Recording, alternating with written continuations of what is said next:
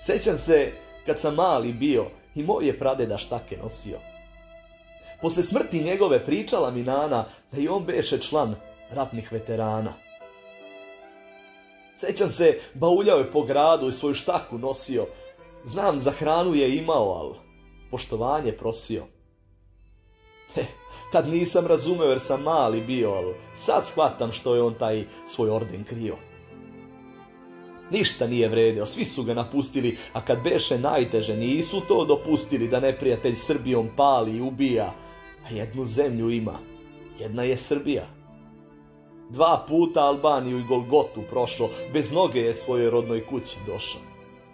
Hrabro se sa drugovima mučio, borio i majku Srbiju on oslobodio.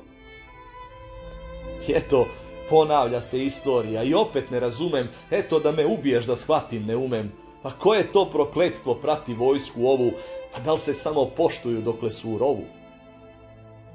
Eto, Bog i vojnik od uvek u nevolji vrede i uvek se tako da Nina nastavlja. Vojnik posle rata umire od bede, a i Bog se neretko i on zaboravlja.